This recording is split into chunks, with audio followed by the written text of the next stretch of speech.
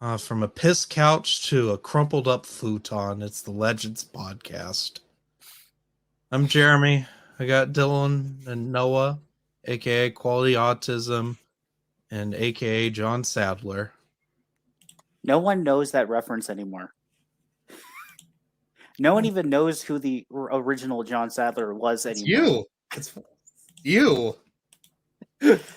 Maybe he still watches these because he used to watch No, all of these he podcasts. hates me. He probably hates. I remember Tristan or someone messaged me and said, John Sadler really doesn't like you talking about him. I couldn't even tell you what John Sadler actually sounds like anymore. I have to listen to Binox Nest again. Yeah, for the 2 episodes he was on. Well, one of them I was on, I'm pretty sure. Yeah. Yeah, Minox 19 and 19 and a half. Oh, that's right. He's on that one. Literally the worst podcast I've ever been on in my entire life. It was great. What are you talking about? It was quality content. I mean, it was terrible for everyone that was actually on the podcast, but to listen to it, it was fantastic. I edited God knows what out of there. Rest in peace, Tim, but he made it so fucking difficult to edit. There were so many bad jokes, like just mean-spirited, awful things that I had to edit from him and Tristan. Oh, it took forever for it to even come out. And then we did one with me complaining about those episodes. And then it didn't come out for like a year. And then Tristan banned me from Minox Nest. Although I still have access to the Minox Nest YouTube channel, FYI. I'm still a host of Minox Nest. Just saying. So I was the only one who would fucking edit for them. Well, hey, we still have this podcast that we do once every 10 years. Are you clipping your fingernails, Dylan?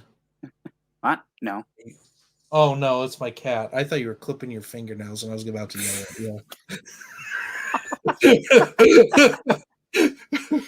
you. Hold on, where's my coin? Where's the coin? Get out of here with that. Oh my god, we have Matt Wilkins in chat. Oh yeah, he says we should do a Minox Nest podcast. Jacob Harris says, "What's up, boys? What's up, dude? We're here. We're here to talk about collecting. Talk about collecting. As you can see here, my lovely YA and digest comic collection. I got all sorts of crap in here. It's mostly Star Wars now because the cats, mainly Cleo, our kitten, like to make biscuits on my new Jedi Order books.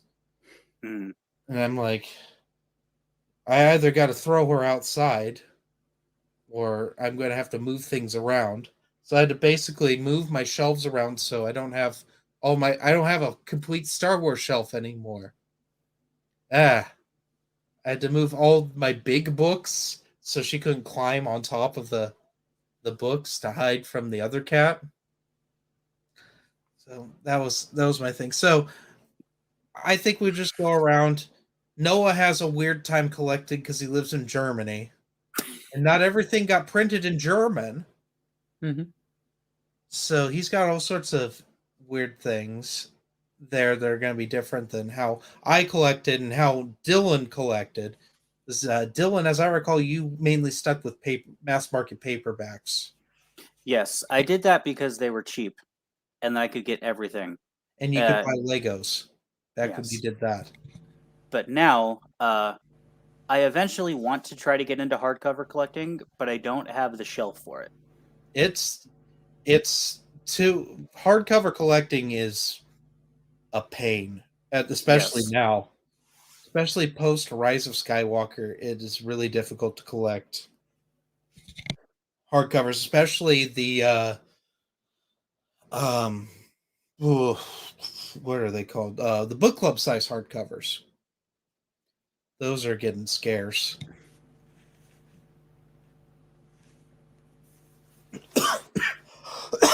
Sorry, I'm getting over COVID too. I had COVID for like a week and a death in the family. It's been a real wild time. But yeah, I'll start. So my big thing, I had to basically collect my collection twice. Mm-hmm. So I got better at it the second time. Um my big tips are this: buy lots, even if things are duplicates, buy them, especially when it comes to YA stuff, because YA stuff is almost always annihilated. If you're lucky, you could get like, let's see here. I got this Last of the Jedi, and this is pristine. This was Ooh. never read. You don't often find them like that. Well, you find Last of the Jedi like this, but any Jedi Apprentice, Junior Jedi Knights, things like that, where they were like big series when they came out. Well, I'll just put that there. They tend to be beaten up. Galaxy of Fear. That's like the primary one, where those are so old and they're annihilated. Typically, I have my Galaxy of Fear is pretty beaten up. Library books, if you can go to any sort of library sale, those are great. You get like interesting variants. I'm going to. I should have prepped for this. You get things like this one, like this. This is one of the Clone Wars, Filoni Clone Wars digest-sized comics, but it's in a library binding. And I have several of these now. They're fun to grab when you can get them. Typically, I recommend going to a library sale for it because there'll be a good deal there. Online, these can be pretty expensive because these were only made primarily for elementary school libraries, but you can find them in public libraries too. And these are nice. I know that there's several of these Filoni Clone Wars digest sizes ended up in these, as well as I have one of the Clone Wars Adventures. I can't reach it right now. In this binding, I've seen the X-Wing book series in this binding. Some of the Boba Fett YA stuff I've seen in this binding too. The first 6 Galaxy of Fear, and the Clone Wars Secret Missions. I've seen all those that way. I don't have them all like that because that can get pretty expensive. Like if you're on eBay and getting these, typically, unless the buyer doesn't know what they have, they get expensive. Mm-hmm. But I recommend these if you can get them over like the Scholastic paperbacks, because Scholastic paperbacks typically are falling apart. Also, if you're going for book club size hardcovers, those are harder to get than standard size hardcovers like the Del Rey ones, especially because a lot of the book club stuff was only ever printed in hardcover through the book club. So like your Coruscant Knights, your Jedi Academy, Last of the Jedi, actually not Last of the Jedi, The Last Jedi, the Michael Reeves book, not the film. Shadow Games, Scourge, Black Fleet Crisis, Corellian Trilogy, most of New Jedi Order. In fact, most of Legacy of the Force. They were only printed in hardcover in the book club sizes. So what I did with those is I actually befriended a guy on eBay, and he sold me most of his collection at once. It's hard to do. I had a bunch of insurance money, and he gave me a lightsaber on top of it. But like, if you often shop, because I typically sell, I had a lot of duplicates from rebuilding my collection. I've been selling them on eBay. A lot of times when you're on eBay, you can build up a rapport with people you're selling to or you're buying from. and then you can get deals that way. Mhm. Just don't be a turd about it, and just be nice. And another big thing is, what do you want to collect specifically? Yes. It's going to be a really miserable time for you if you say, oh, I'm going to be like Matt Wilkins and I'm going to collect everything. I know Matt's probably going to be in and out watching this, but Matt has been collecting since Heir of the Empire came out. All of his stuff he bought as it came out, with a few exceptions. Collecting like that, most people don't do that. Most people can't do that. I mean, I got a pretty solid collection, but I don't collect the little kid stuff. I may at some point, but that's a whole nother thing. That's something I'm not good at collecting, because those are typically colored in and just wrecked. Mm-hmm. But Noah, what do you do typically for collecting, since you got some of your stuff you have to import? I know that. Yeah. So how I do it isn't really interesting. I mostly order through Amazon because Star Wars books in Germany in general, no one cares.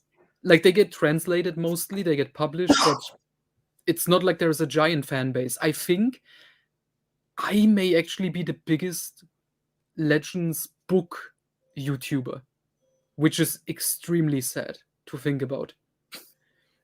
And yeah, because people just don't really know about the books from the 90s, because the Bantam era books never got like reprints really.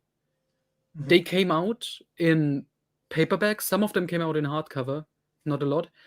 And I think by the 2000s, once they were like out of print, they are out of print.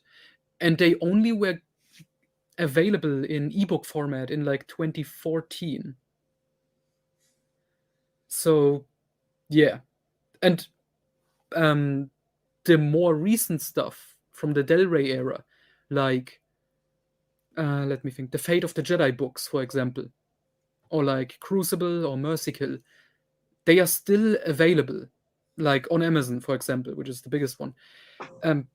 But once they are out of stock, they're not gonna get reprinted. I think the only books that are getting reprinted are Republic Commando, the Thrawn trilogy, Darth Plagueis, Darth Bane, and Kenobi. And all the rest gone. So is that just Germany then, or is that like all of, because obviously Austria and parts of Switzerland also speak German, and they would have German prints of these. Are you also expanding your collecting to those countries as well? Lost all sound. You've lost all sound? Oh dear. Sure. Who lost sound? Did I lose sound? Did he lose sound? I think he lost sound, because I can hear you now. Yeah. Chat, I can hear both of you. Can you hear yeah, I heard him too. Chat, help, please. It wouldn't be a stream with me on it if there wasn't like technical difficulties. But yeah, no, as I was saying, do you broaden to like all German like regions of Austria and Switzerland as well? Do you look there for those printings, or are they more or less the same pretty much? I think they are more or less the same. I haven't really looked into it. I know like for Austria, like the books, I don't have an example right now, but the books, they say the price in euros and like the Austrian, how much it costs in Austrian money. So I think they sell the exact same books in Austria as well. And it's not like there's like big differences, I would say. I was wondering, because again, Europe has gone through an interesting thing, especially in recent days, with the publishers essentially losing the rights to publish Legends books and then them changing hands. Like, I know France went through a bit where they weren't getting any new Legends prints until I think it was Panini bought them and got the rights. I think Italy as well had something around that. I know there was a big scare in 20 2016, 2017 that they'd be printing Legends books anymore because that publisher, I think it was Arrow Books, something happened with them with the license. Huh. Yeah, this reminds me of the comic side of things. But first off, with the books, I do own all of the Legends mass market paperbacks by Del Rey. I just decided to buy them all in English because it's impossible to get them in German. Like the secondhand copies, I have some people I know who try to collect all of it in German, paperback or hardcover. Extremely expensive. Like, especially like some of the YA stuff, that's just as expensive in German as it is in English. Maybe even more so. There's something I want to pull up here that Maxwell Unash said. This is a great one to do. His local bookstore sold the trade paperbacks at 50 cents each. That's a great way of collecting. I just did mine in hardcover, so it's a little difficult, but local bookstores, used bookstores, thrift stores. I found a few of my Star Wars books in thrift stores. Those are a good deal, especially if you get like a buy one get one free deal. Because usually places like that, like if you're buying it online, the person selling it to you, they know what it is, they know what it's worth, and they're going to get what it's worth. But at Not brick and mortar always. places, well, not always, obviously, but at brick and mortar, it's usually the case that especially if you're going for something really rare, if you find a listing for it online, the person selling you it knows what it is. But if you find it out in the wild, as I think we often call it, in in a store or someplace, oftentimes they just don't know. They just have it amongst other things. So it's a really good treasure trove. It can be, depending on how much you're driving around looking for things, more expensive than buying it online. So there is that aspect you have to factor in as well, of both your time and how much you're actually spending traveling, going to all these bookstores in your area to get things, which a lot of people, when they think of collecting, they don't really think of that aspect of it. And Maxwell has another one I wanted to bring up because he's had contradicting things. He disagrees about buying in lots. Complete lots of YA books tend to be more expensive. That is true, especially if you have your like Junior Jedi Knights and Galaxy of Fear, or Missions and the Episode 1, Episode 2 Adventures. Those books, not the game books necessarily, but the story books for those, really expensive. I'm missing most of Missions, and I only have one left of Episode 1 Adventures to collect and 2 of Episode 2 Adventures. But I'm not, sometimes you have to give yourself like a limitation. For instance, I can't bring myself to buy a single YA book for more than $15. I won't do it. Which collecting Junior Jedi Knights that way was a pain. I have so many duplicate YA books I've been selling because it was to get a Junior Jedi Knight book in there or a Galaxy of Fear book. Because sometimes the inverse of that is sometimes you'll have sellers that are selling, they just sell all sorts of kids' books. Like they just sell whatever. And they'll bundle things together like Star Wars, and it'll be like, oh, we have a couple Jedi Quest books, a couple Jedi Apprentice books, some Decide Your Destiny stuff from the clone from like TCW, like all this stuff mixed together. And it'll even be like new canon stuff too. Like I've had several of those, and you just end up with a pile of like a bunch of things you don't necessarily want. For instance, you're almost always, for some reason, guaranteed to have one of the journals, the Scholastic journals they did back in like the late 90s, because those are not worth anything at all. They're just retellings of like events. So I have a few of those. They do add a little EU if you're a completionist and you're really getting into the weeds of things. But typically, I think some of those, like the Darth Maul journal, is if in the Wrath of Darth Maul Ryder Wynnum book. So, and they did some of those in those, like the life of Obi-Wan, the adventure of Luke Skywalker. There's a Darth Vader one. Those are reprints of children's stuff, like obscure children's stuff that Ryder Wynnum wrote. Um, those are a great deal to find because you'll avoid certain things with that, certain expensive stuff, and they do add a little extra things, I think, that weren't in the original books that they're based on. But I wanted to talk comics here as Good. well because comics are a pain. Yes. Even I will say this: we haven't mentioned the Essential Legends collection. It's a great way to collect the books with the nice new size. I know Noah was complaining to me earlier today that he hates the size. I didn't get to say that, like, uh read 5 reviews and Bryant's Nerd Pub, aka Adam from Paper Movies, and I really like that size. I just find it comfortable to read with it being a little bigger. I'm not a big fan of the mass market paperback. Hmm. I'm just Okay, not. can I explain this? I don't. Well, The you don't like reason, it because of, I know why, but you can just explain yeah, it. the reason I don't like it is because the format, it doesn't fit in with the stuff I already own, like the mass market paperbacks. Which, by the way, when I first got those, I was also not a big fan of them because compared to German books, they are really, I can't call it anything else, adorable. Like they are really small and they just feel like they're gonna fall apart at any minute. And yeah, I mean, the Essential Legends, they are nice, and the size wouldn't annoy me if the rest of my collection had the same size. That's just, I wanted to look uniform.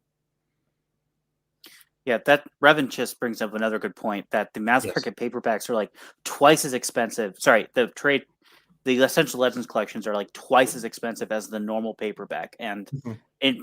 in for all intents and purposes, they are still paperbacks, so they're not going to have the same value as a hardcover would, which I think Mhm. is another often people don't think this in collecting, but collectibles actually, generally speaking, especially at the higher end, they retain their value very well. So if you ever get disinterested in the thing that you're collecting, when you take the time to actually spend on the higher quality, more valuable stuff, like if we're talking about books, the hardcover books, when you go, if you ever in the position where you go and try to sell that, you will get a lot better return on that investment than you would have had you have gone the cheap way, like I did with Star Wars and getting mass market paperbacks. Mhm.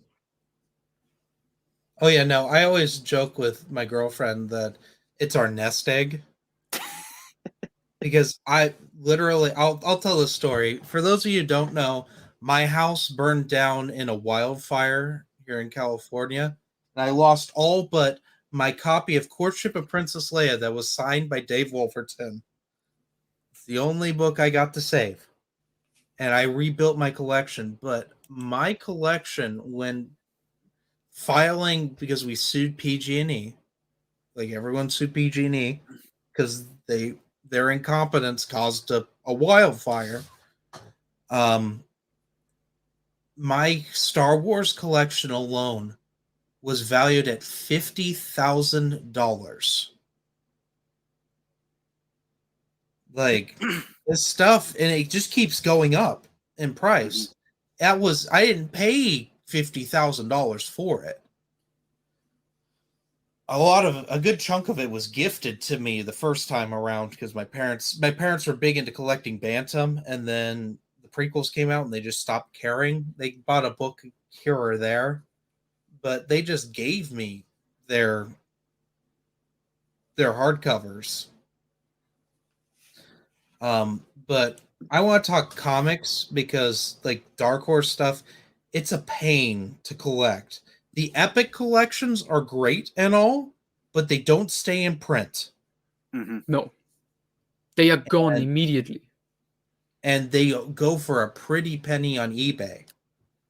I just sold Legacy Epic Collection Volume 2 for $150.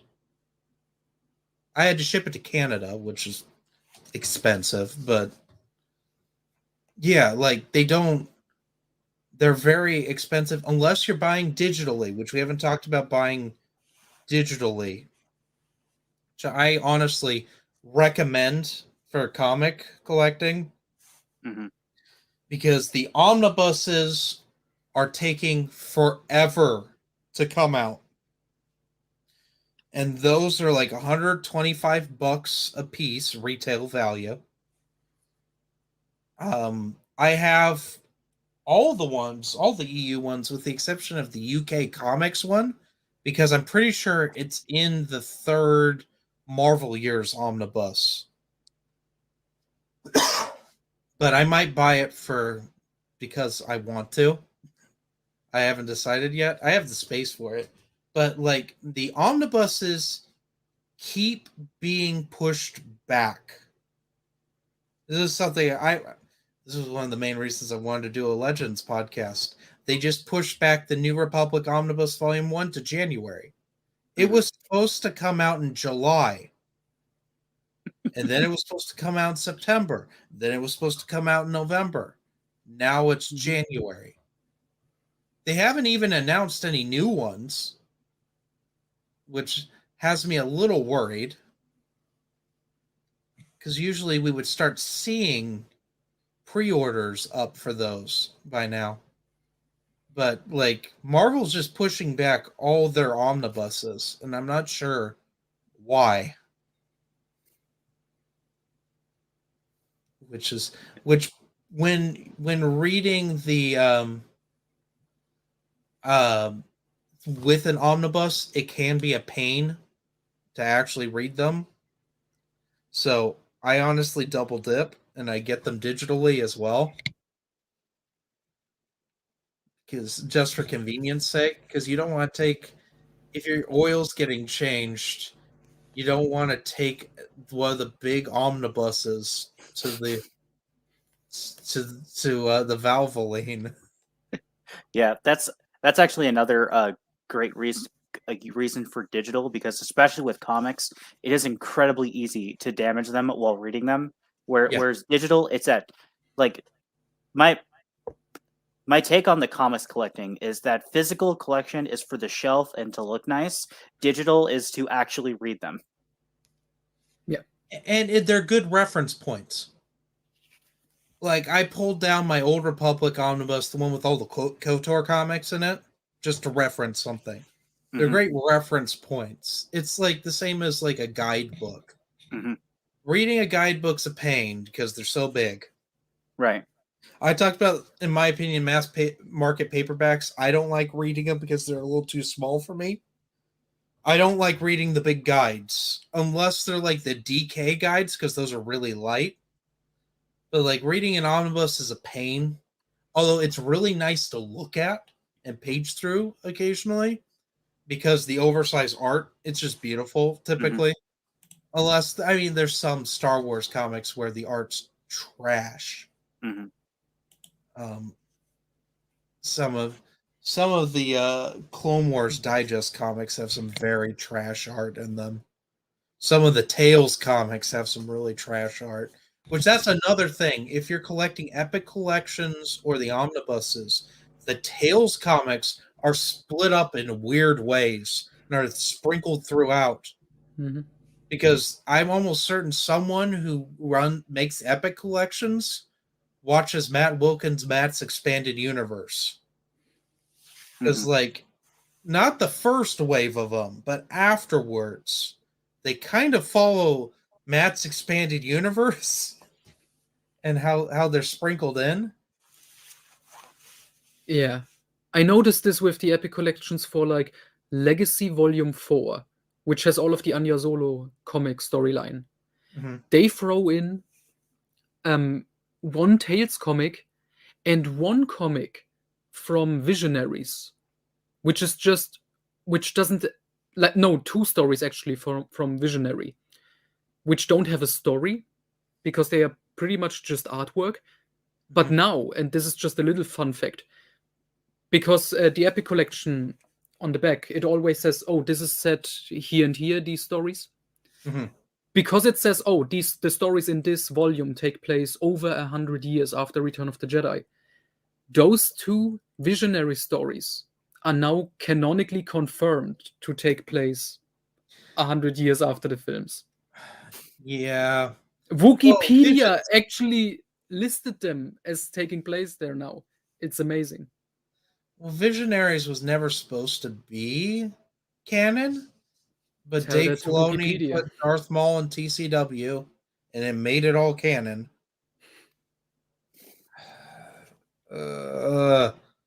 We can't go one episode without complaining about TCW. We were talking about TCW being bad before we even I started went recording. on a full rant so I wouldn't have to talk about TCW and the new story group, and any of it.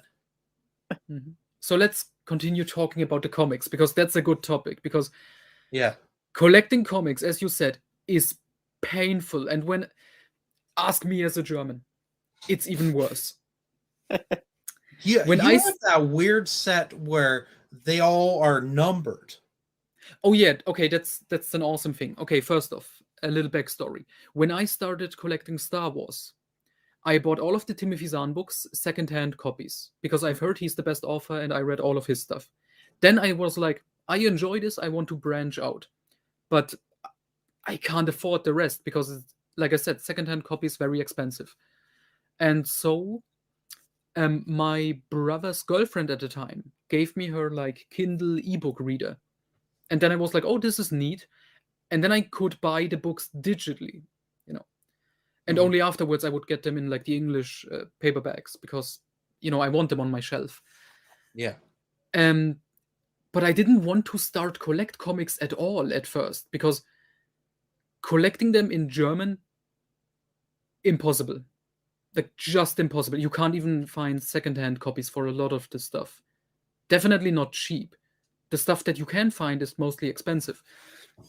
But they started doing a comic collection, the publisher Panini, which Dylan mentioned before.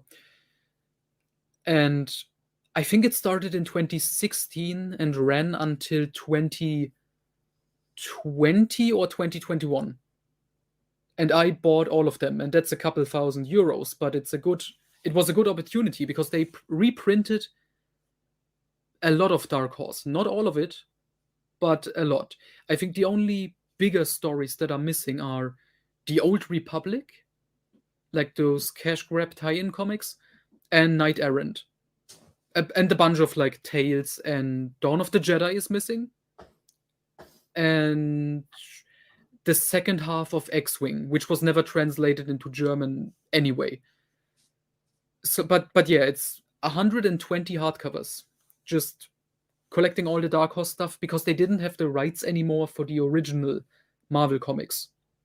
And originally, it was going to go up until 80 hardcovers.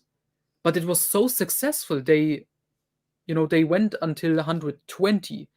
And apparently, according to the people who run the Facebook page at least, they weren't allowed to do any more after 120. Apparently, that was the end of the contract. Because they would have continued if they were allowed to. But apparently, Disney said no. Which I want to point out, they didn't say, oh, our deal with Lucasfilm said stop at 120. They said Disney doesn't want us to continue any further. Our contract is up. And that's they do the same like the Epic collections where they put Tales comics just randomly in. Which I'm fine with here because I'm just glad to have these comics in German at all. Because they will not get reprinted. Not for a very long time. Maybe in 10 years again. There's another hardcover set I want to talk about. It's one I don't have. I used to have one of them, but I don't have any of them anymore because they're kind of expensive, which are the 30th anniversary Dark Horse Star Wars hardcovers. and it was just a selection of different Star Wars stories, starting with the Frida Nad uprising and ending with Legacy Volume 1 Broken. And it's just a selection throughout. Like you had Splinter of the Mind's Eye, Boba Fett Death, Lies, and Treachery, the Jango Fett and Zam Wessel comics, a couple of the Republic comics were thrown in, Jedi versus Sith, Darth Maul, the original Darth Maul miniseries. I'm trying. Crimson Empire was in there. Like those, they look really cool, but they're typically pretty expensive. Especially the ones that haven't been put in Epic collections yet. Another one that's become pretty expensive are the old Dark Horse paperback omnibuses of Star Wars comics. Which I have a couple of them. I have Tales of the Jedi that way. But those are expensive. You're going to be paying a couple $100 a pop for some of those. Others, not so much. I think Droids and Ewoks is still pretty cheap. But back in the day, Dark Horse pretty much put everything into omnibuses. After a while, it was one of the nice things they did. They started with X-Wing Rogue Squadron. Then they did Tales of the Jedi. Then they did all the Republic comics, pretty much. So I think they did Dark Times, Knights of the Old Republic. They did Droids. They did Droids and Ewoks. They did the Marvel ones. Trying to think. Oh, they did these ones called Wild Space. And the Wild Space, that was just random stuff, especially Wild Space Volume 2. They had like Tales of the Pod Racers, which were fruit roll-up comics from back in the day. They put those in. Man. We got a couple of good ones here. Right outside the U.S. Rest in peace if you're trying to buy outside the US. Yeah. Import fees suck. I've come across that with other stuff I collect. Like I sometimes have to import Blu-rays from Japan. Like the oh gosh, who directed Dawn of the Dead, Noah? Which one? Dawn of the Dead, the original? The original. George Romero. George Romero's movie Martin, you can't get it in the US. I had to import a Blu-ray from Japan. And I paid like $60. And it looks like a VHS rip. Like it's just terrible. But yeah, no, importing fees, that's just something that goes with the territory when you're with like media like this. It just happens. Revanchist, if you're that close to the US, can't you just like what is it, like rent out like a parcel box in Buffalo that you can just drive to and pick up there? That way you don't have to pay the import fees. Because I think you can do that. That would be dope. I know a lot of Canadians that buy land in Montana For that reason. Well, they live there in the summer. Oh, okay. They summer in Montana, and they do all of their medical stuff. Because there's a lot of like cash only clinics in Montana. That's a thing. I know this is getting into the weeds, but I know several, like, they don't take insurance. You just pay cash for things.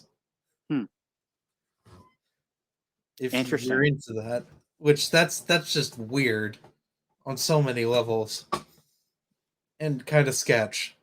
It's like if you went to South America to get new kidneys, you know? Weird. People here who will go to Tijuana to get dental work done. I knew someone who got literally went to Mexico to get his stomach pumped. And like, Yeah, actually a guy at work did that too. just and like came back like 3 months late, missed 3 months of school. We were like in 8th grade, and he looked half dead. I'm like, dude, I won't say his name on here for the sake Yeah. of privacy. He was a cool dude. I'm like, what happened? He's like, oh, my stomach got fucked up. I had like blockage, so we went to Mexico and got it removed. Back to collecting though, I am actually a huge advocate for doing research before you get into anything, and Yes. actually like planning out what you want to do. And this is going to be a very controversial take, but I highly recommend do your research, plan out what you want to get, and figure out what is the most expensive thing you are going to have to get, and go for that first. Get that out of the way first, because that does a lot of things. It makes it so that you don't have like 90% of the collection and you're just like, but I still got to drop like $600 on this thing. But then it sets the stage for the rest of your collection, because one thing we haven't talked about that much is like condition. Being for some people condition matters, other people it doesn't. But when you're talking about the very expensive things, the better and better condition that it is, the much more expensive it gets. So having a collection that is all like one type of condition and then going for that expensive thing at the end can actually be very difficult to finding what that is in that condition. But if you start from there, where it's like, okay, this is the condition that I got. Like, again, we're talking about comics, for example. Mhm. Tales of the Jedi being the hardest one to get, usually. Okay, I've got Tales of the Jedi. I've got it in this condition. The rest of my comic collection has to be at least that condition. Yeah. You already have that standard, and you've already gotten rid of the big one. It just all becomes easier from there. So that's my very basic tips to anyone who's not into collecting yet, but wants to get in. Do your I will research, say, figure out what you want, figure out how expensive it's going to be, and go for the big ticket items first. I will second this, because when I started collecting again, I tackled New Jedi Order and Legacy of the Force first. I also inadvertently I met the seller. Seller and I became pretty close for a while, and he gave me a good deal on the Jedi Apprentice, Jedi Quest, Last of the Jedi, Mm-hmm. as well as some other things like the. If you're in the U.S., they never printed the Karen Miller Star Wars books in hardcover, or Karen Travis's No Prisoners in hardcover. Typically, but they were printed in hardcover in the UK under the Century imprint. Those are incredibly expensive. Incredibly, I've seen them go from anywhere from $200 to $400 a piece.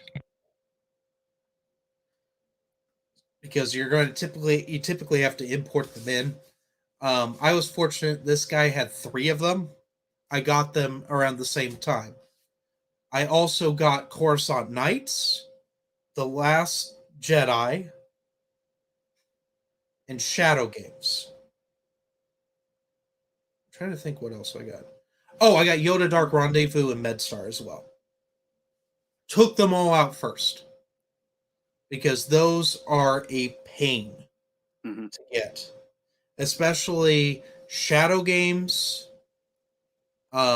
most of Legacy of the Force, most of New Jedi Order now is a pain.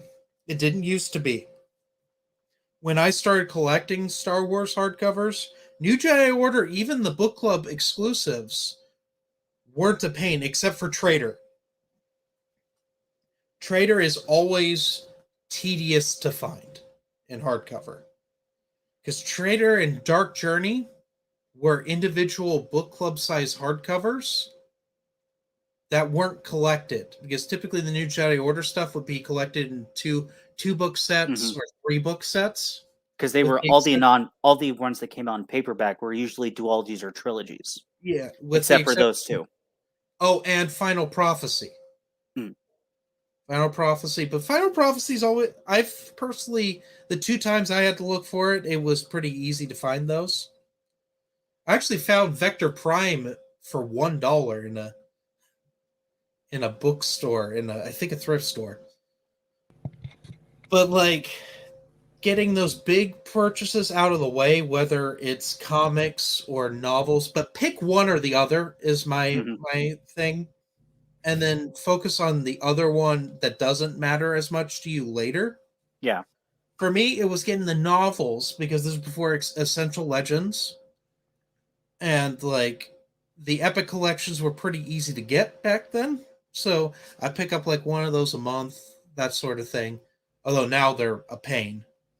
Good luck finding them. Another thing I want to bring up is protecting your Yes. books. Investing in library sleeves is a great thing to do. If they're paperbacks, bagging and boarding them, or I don't recommend collecting single issues. I should just throw that out there. Single issue comics are a pain to store. I have a handful of them because they were only ever came out in single issues. Like I have, well, this is a weird one. Tales of the Clone Wars, Volume 1. This is a collection of Filoni web comics. You could only buy this at San Diego Comic Con in 2008 or 9. But on the back, this is a free comic book of Jindy Tartakovsky's Clone Wars that was never collected in the digest sizes. And to my knowledge, you can only get it as the single issue from Free Comic Book Day. Weird. But for the most part, most things ended up being collected in the omnibuses that Dark Horse did. Eventually, because back in the day, they were weird about trades and numbering them. Scott Johnson says it was 2010. It was early on in the Filoni Clone Wars stuff. But there's more like web comics and stuff. Good luck finding that. That's a whole different beast. I don't think we'll get into that so much with finding things online. Can we quickly address Jacob Ayer's comment from earlier? Yeah, where He has the theory that the Epic collections get delayed so much because of the paper shortage, and the priority is in old Marvel stuff and not Star Wars. fair enough. Possible. That's an interesting maybe? theory. If this hadn't been going on since Marvel got the rights back in 2015. Yeah. I would agree with the heart of the omnibuses that's probably a problem. But the thing is, it's not just that. Like they delayed the Predator. There's supposed to be a Predator omnibus that came out last month. They've delayed the Aliens omnibuses 3 and 4. But these are the things that seem to sell better than like the old Marvel stuff. I don't know. That'd be something. Dylan's the numbers guy. We'd have to do that in another follow-up episode. I don't know if I can find those numbers. I don't know if they're public. I don't know if the comic industry even makes the sales numbers public these days. They probably don't because they're a dying industry. The No. big two are slowly killing themselves. It's like back in the day with Dark Horse when like Randy Stradley said like, "Oh, Invasion, it ended on a good note. This was a good time to end it." And in reality, like, it didn't make any money. Like, it sold horribly, and they canceled it. God. We talked. need How to like end a it. stream just on Randy Stradley, unless you We want this could- one we to go on did- for another hour. Like, We did a Legends episode about the rise and fall of Dark Horse. I didn't but think did we we got- talk about all the Randy Stradley I stuff? don't think we went into Randy Stradley specifically. I think we just No. talked about the eras and We did, but we talked about that things went south with Mhm. Dark Horse. Like after all the war miniseries, things really Mhm. But I would say it's like 2005.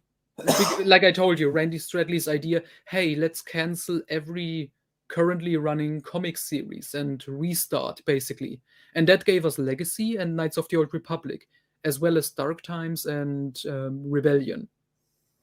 Which that explains why Empire became Rebellion, because they canceled it and then just rebooted. But it was literally the same storyline. Yeah. Just like Dark Times, more or less. Yeah. Was I supposed to mean, be Dark Times, you didn't have, like, the Quinlan Voss story was done. Yeah, but it has the main character was introduced in the last issues of Republic, so and Kirk shows up, so there's a connection. And then, but like at the end there, you had your Purge comics, you had your Darth Vader minis, you had, we've never talked about this, but Rebel Heist. What is there to talk about? There is, but like it was like an attempt to have another series with the main characters during the Rebellion era. Mhm. A mini series, thank God, and not an ongoing. We had Darth Maul comics. There were Mhm. TCW tie-ins because TCW got canceled. One of them was written by Tom Taylor, who also wrote Invasion, and he brought TCW elements from his comic back into Invasion. We have TCW connections in New Jedi Order now. Not surprising. We had Brian Wood Star Wars, which if you want your comic to suck, you hire Brian Wood to write it. Mhm. I know we definitely talked about Brian Wood in that Dark Horse podcast. Well, I mean, it wasn't even canon. That's something we didn't bring up because I don't think we knew that at the time. It was never meant to be canon.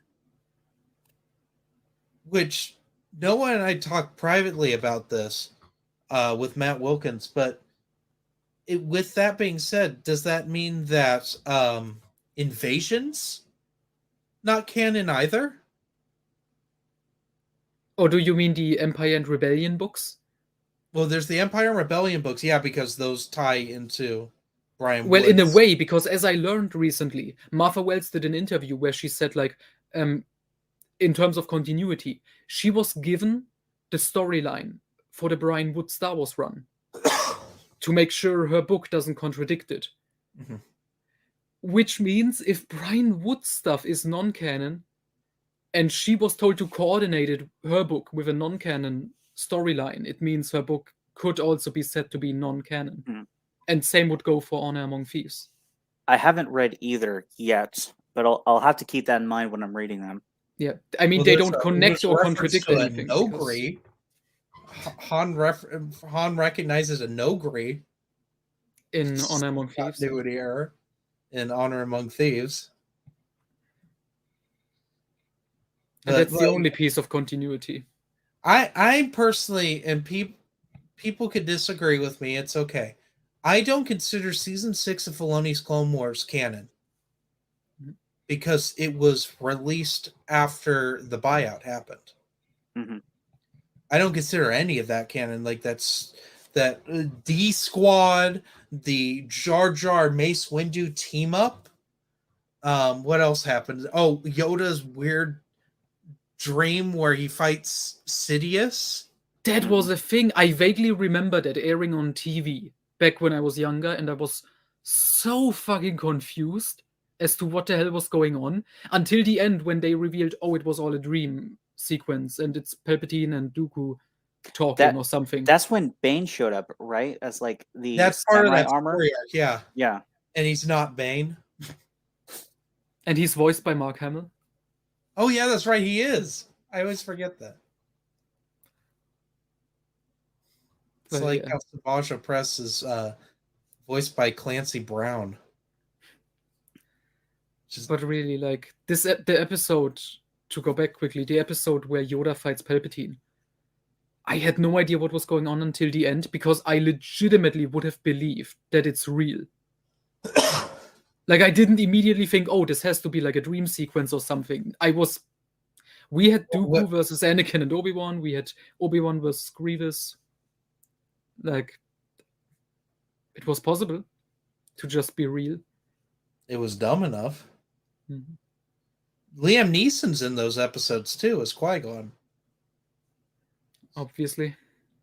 Because he'll come back for Qui-Gon in anything. I mean, he's only doing like old man action movies now that no one is watching. Well, yeah. Yeah, his straight to Netflix, not even straight to Netflix, straight to Redbox action movies. He's become Charles Bronson. He's a modern Charles Bronson. His Taken movies, those are just Death Wish movies without the blood. They're the same. But with a lot worse editing.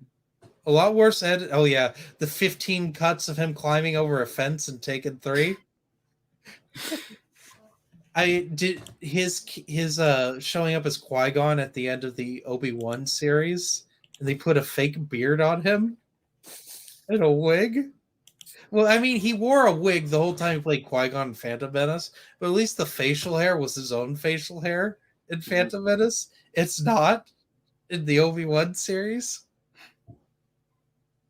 He's like, he says a couple lines and he walks away. It's so bad. I had totally forgotten about him in Obi-Wan. We were talking Obi-Wan before the show started. Because initially I wanted to do a Legends podcast on the Obi-Wan series, but there wasn't enough to talk about. And after I got labeled a toxic fan for Noah and I making fun of the Book of Boba Fett, which deserved all of the making fun of it.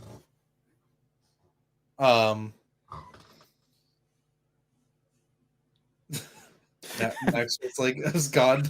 Past 10 minutes. 10 minutes anything. No, we're basically done with the collecting. No, Yep. we're just rambling about things we don't like at this point. Yep. It's As just always. a Legends podcast. But I like the whole thing. I want to get into this actually right now.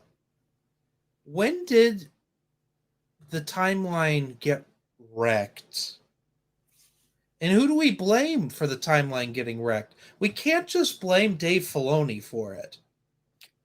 Because I'm almost certain Dave Filoni didn't realize there was a timeline when he made the first season. I think so. I don't think Dave Filoni is directly at fault for the timeline. I think he is indirectly, because when the Clone Wars movie when it came out was a huge retcon of not just the timeline of like everything we know about the prequel era. And it seems from that point on, it was, oh, we're doing this now. Because a bit of spoilers into when we eventually get to what we're reading. I finished the 2 Force Unleashed novelizations recently. Mm-hmm. And those also, again, which came out 2008 and 2010, around the same time that TCW was just getting started, basically completely retconned the formation of the Rebel Alliance and caused a whole bunch, and in Force Unleashed 2's case, caused a whole bunch of continuity problems for the entire movies. And again, that's Dave Filoni, to my knowledge, had no kind of creative license or was not involved in that project at all. But no, that was a Hayden Blackman project. But it is a thing that came out around that time, after, to put this simply, I don't think, well, Dave Filoni does retcon things and does a lot to screw the timeline. I think a lot of it isn't directly his fault, but he kind of opened the door for that to be the norm, is what I would say. Troy Denning. I knew you were going to say it. Yeah, Troy Denning also. I mean, like, they just basically said, oh, the post-Jedi Council, the post-Jedi, Luke's Jedi Order, oh, they're now on Coruscant. Yep. Why? Instead of Ossus, which was set up at the end of New Jedi Order. Basically, everything that was set up by the end of New Jedi Order, fuck it. All the character development, who cares? And then Troy did a remake of the prequels. Scott, I'm not a Filoni apologist. I'm pointing out that Filoni was not the only one doing this. No, because I for a long time, after reading Karen Miller's Wild Space, which I think is a horrifically terrible book. Where Obi-Wan hears die Jedi, die Jedi, die Jedi for most of the book, and people say that's a good book. Matt Wilkins says it's a Matt great book. Wilkins, you're full of shit.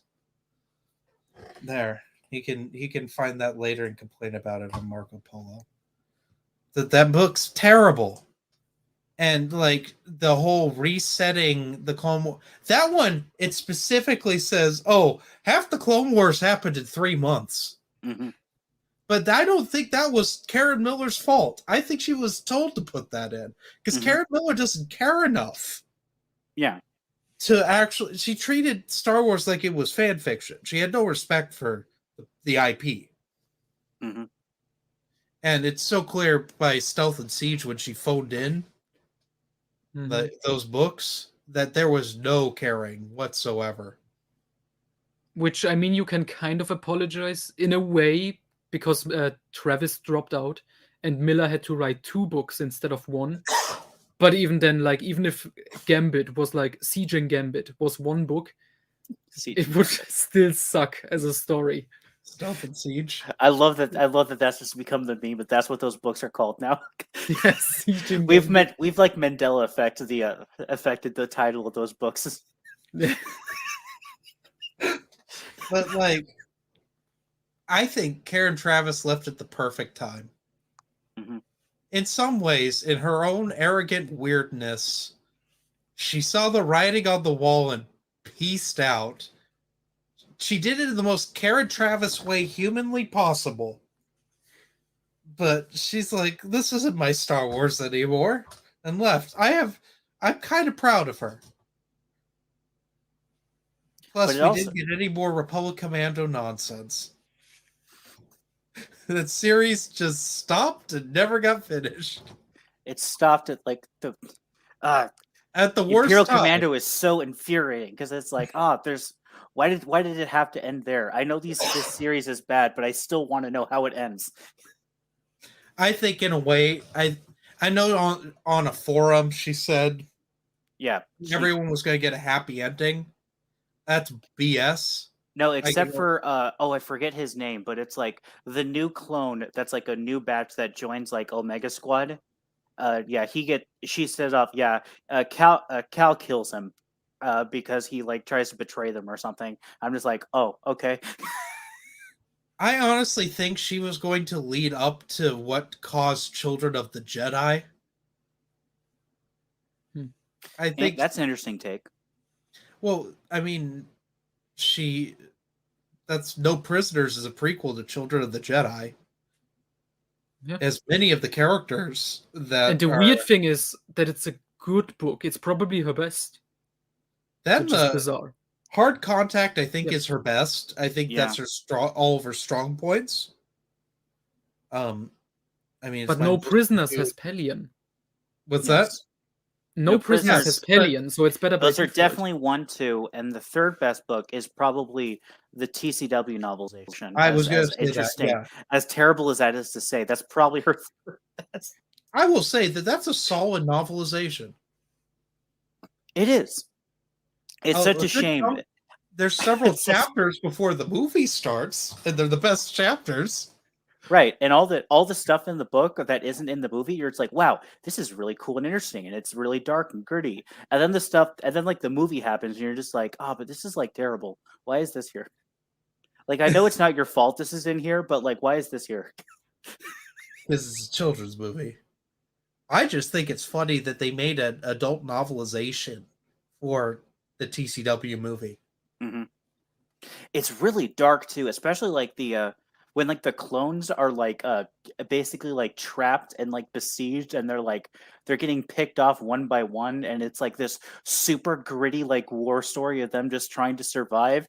And then it's like, and then the next chapter is like Stinky the Hut like pooping and while being like getting a poopy diaper while like Ahsoka's holding her. He's like, oh, ew. You know what I will say, what I like about her TCW novelization and No Prisoners, you can feel that she really doesn't like Ahsoka's character at all. Yes. No, God, no. I don't blame her. Ahsoka's god awful. Like when she was writing, especially when she was writing. You know who saw potential in Ahsoka was Karen Miller. Hmm. Ahsoka has all the interesting stuff in Stealth. Was In it Siege Gambit. Gambit? And even I think even Karen Travis, despite her obvious dislike for Ahsoka, she tried to make her a better character. Yeah, I mean, she's like, Hellions like, you can't dress like that on my ship. Hmm. And so she wears military fatigues. And Or when she in sees like Callista and her husband making out, and she's like, But she, "Oh, how can you do this?" Mhm. but she learns that there are other Jedi. Mhm. Although it does get fan fictiony when Anakin shows up and a Callista's looking at Anakin. Ugh.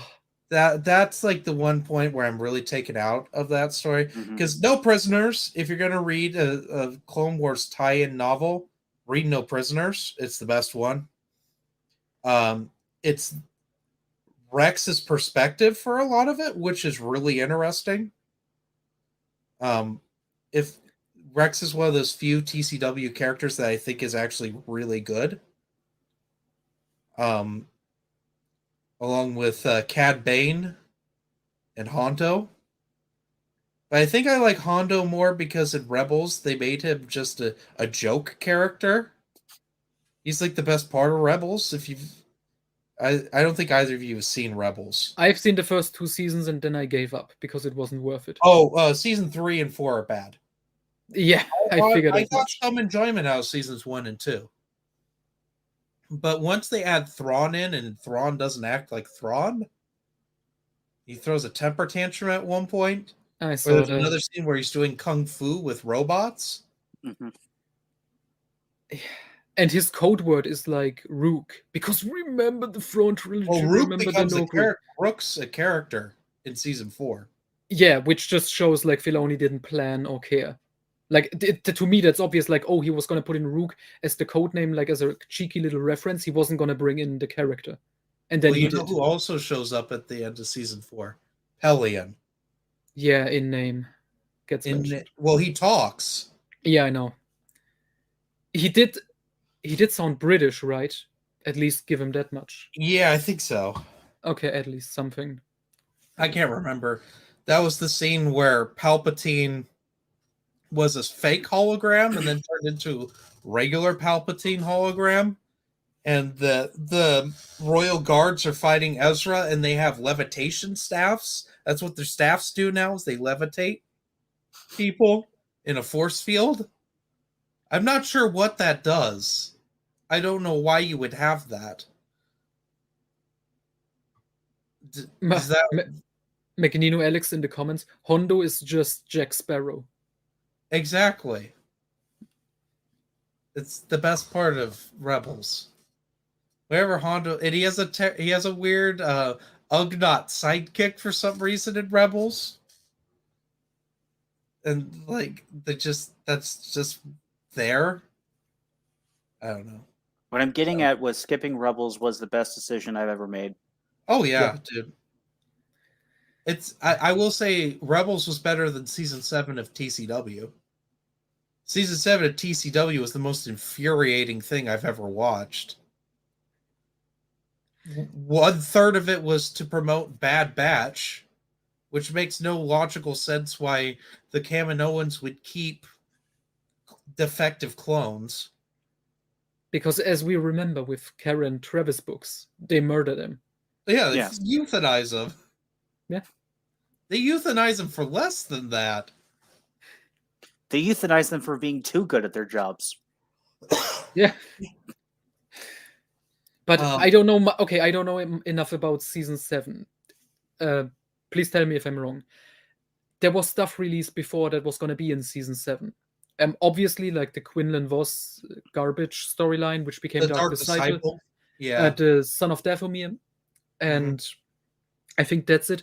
But No, there was one more. there was I know 2 things. Okay, there was a Crisis on Utapau thing with crystals or something, and there was a Boba Fett versus Cat Bane storyline. And I Yes, think that's they the big dropped one. both, What's that? right?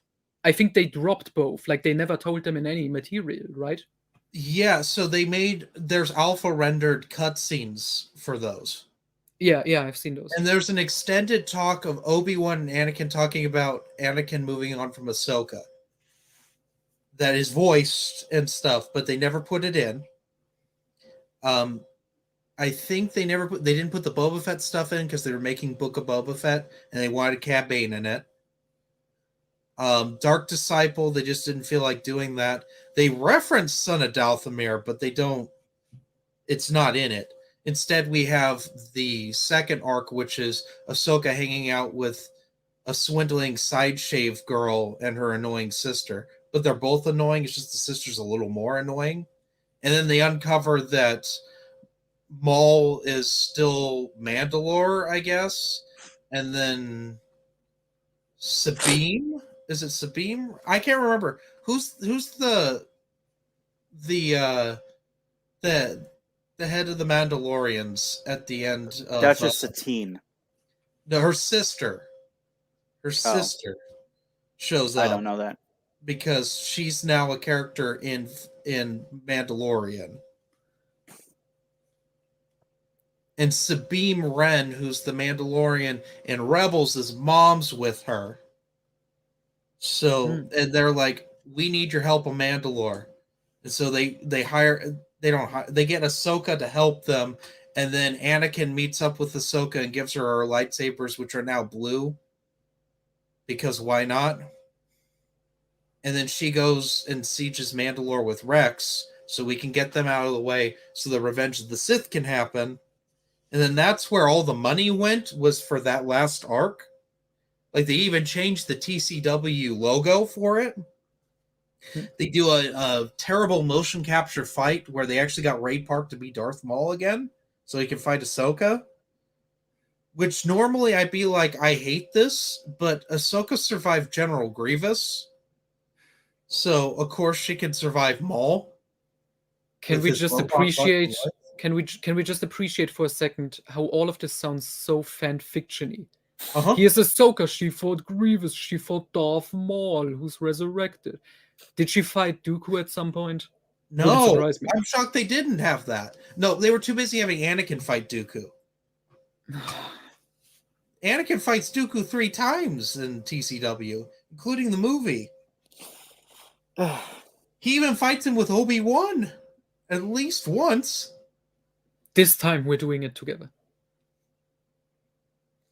Yeah. Do you remember the Game Boy Advance game Star Wars: The New Droid Army? At the end, you fight Dooku in that. Oh yeah, and it was revealed it was either a clone or like a force projection, like in Dark Empire. Exactly. Which is referenced in Yoda Dark Rendezvous, by the way. Yes. Which proves that Yoda Dark Rendezvous is the perfect book to be added to the Essential Legends collection. Yeah. I think it's the strangest book they could put in there. Actually, no, that'd be if they put Star Wars Galaxy's Ruins of Dantooine in the Essential Legends collection. First of all, I'd be ecstatic. If they put Crystal Star in? Oh, I love that. They're going to, because Into the Void is going to be in the next wave. Oh yeah, Into the Void. That's so strange. Essential Legends. Hard Contact, and Yoda Dark Rendezvous. Yeah, I'm surprised they still haven't done Splinter of the Mind's Eye. If you're talking essential, like the big, well-known Legends books. But again, that has nothing to do with what they choose. It's just like popularity and what they think will sell. But why Yoda? Well, it would have to be Yoda popularity. is always popular? Yeah, it would have to be popularity because we're 7 waves in. We don't have a single Kevin J. Anderson novel. That was for Matt if he's still watching. He'll watch again. He will, and he'll talk about it on Marco Polo. Which, Dylan, we need to bring this up, people, because I've invited Dylan to our Marco Polo chat that Noah, Adam, Matt, and I have, but Adam doesn't pay attention to anymore. And Dylan won't come on. Okay, I have a job where when I walk onto the job site, I am not allowed to take photos or videos of anything. And you add me to join an app that requires me to record myself talking into my phone. I can't. Sorry, I can't use it. Do it at night. It's an off chance you get Noah in the early morning. He's usually up. Yeah. I do it throughout the day because I work from home and I can, but I'm the only one that does it throughout the day. Well, Matt does it too, but it's casual. Come join us. We have all sorts of weird Legends discussions that we can't talk about on here because they involve the expandeduniverse.com. For instance, what Noah's writing for it. Yeah, when Matt Wilkins forces me to write. And if I'll ever write an article for the Expanded Universe. Dylan, you write for the expandeduniverse.com, don't you? I used to. I don't anymore. I come out of retirement every now and then when I have an idea for something. Do you remember when you used to write Armada reviews on the Star Wars Reviewers Facebook group? I did, and like 2 people would like them. You were one of them. Even though you didn't play Armada? No, I did enjoy. When we were at Gen Con back in 2016, Dylan spent an entire day watching other people play Armada in a tournament. Yeah. And it upped his writing prowess for reviewing Armada stuff. If you were even if you're not into Armada, if those were still up, they probably are. If you want to join Star Wars Reviewers, I don't know why you would. This is a very dead Facebook group that we're banned from. Yep. Noah's not banned from it, but probably guilt by association, you get banned immediately. Let's make a Smurf. They used to be so paranoid about fake accounts over there. I don't even know if they'd let you have a fake account. Probably question you. Not like David. Mm-hmm. You remember that group? Yep. We're bringing up all the old references, man. It's a throwback. Well, it's Legends never die. Yeah. Including David and the harassing at Dragon Con or whatever. Mm-hmm. I don't even remember what happened with that. Yeah, it was like some podcaster and he just kept bugging him of like, hey, and in his defense, he is also on the spectrum, so he probably wasn't getting like the social cues of I don't want to talk to you right now, but he just kept like bugging him about like this thing and handing out the flyers for like his Facebook group, and then like that guy told like another guy, and then it became this huge controversy that Legends fans bother people at conventions. And then we got accused of threatening someone at Dragon Con when we never went to Dragon Con. Mm-hmm. That happened around the same time. Remember that. I forgot the guy's name, but I remember that. Oh yeah, because I got banned from his Twitter. I got blocked. We literally were talking. Amelia explained what the stabbing memes are to me because I'm an elderly person and I don't meme too often. It's like how Noah doesn't internet often. It doesn't understand the internet, or how Matt doesn't understand how to get onto a live stream. It takes like an hour for him to get on. Matt Wilkins can come on a live stream pretty quick when he wants to destroy it, when he wants to bomb it, like he did with mine. I'm having discussions. Suddenly, Matt Wilkins is in the chat, and I send him an invite. He's like, "Let me in," and then I let him in, and he derails the conversation. Speaking of derailing the conversation, your comments are going wild with I know conspiracy theories, insulting me. It's good to insult Noah. Has anyone seen Noah outside his room? How? Okay, we're gonna figure out if Noah's a real person and not just Dylan. Also, because I think Dylan. Why is everyone me? Secretly me? Why is that the conspiracy theory? Dude, you're probably Kathleen Kennedy too. This is just an elaborate troll. It's like a Scooby-Doo mask. He just reveals he's just Kathleen Kennedy the whole time. Legends podcast is a lie. But no, I'm going to Germany in November. We'll see if Noah ever leaves his house. Mhm. I mean, yeah, we talked about it probably that I'm gonna go to your place where you're gonna stay instead of We'll you see. coming here. Maybe we'll figure We'll it out. see, because I'm visiting him whenever we'll all be jet lagged because my family's coming along, my girlfriend. So it's looking more likely I'll come to you, and I Mhm. have to learn the Germany transit system. I have to take the train. So I think it's going to be a 3-hour train ride. Probably. Yeah. That's going to be wild. That's why Dylan needs to go on Marco Polo. I'll need emotional support from someone who isn't busy on the weekend, because Matt will be with his kids. Sorry, Dylan's body is attached to his couch. Good comments. I can. Dylan's body is actually urine. Do you not see the videos when I'm facing my bookshelf over there? No, you never do that. You're always on the piss couch. I do it for Civilized Aged and the EU tournament stuff. But you know what? Dylan is a centaur, but his bottom half is the piss couch. He's a mythical beast, also known as John Sadler and Dak 303. No one knows who John Sadler is anymore. He is John Sadler. They Someone know who needs. he is. He's you. I'm gonna make a shirt. When people get Okay. me to 500 subscribers, and I will do a limited run T-shirt. Okay, I have a question for the chat. Chat, how many of you know who Eric Geller is? There's gonna be no response. Someone please create a Wikipedia page for the piss couch. Make sure to tag the Scott does. Okay, Scott does. Scott's been around here long enough. Who? Yeah, The piss exactly. couch will be referenced in supernatural encounters.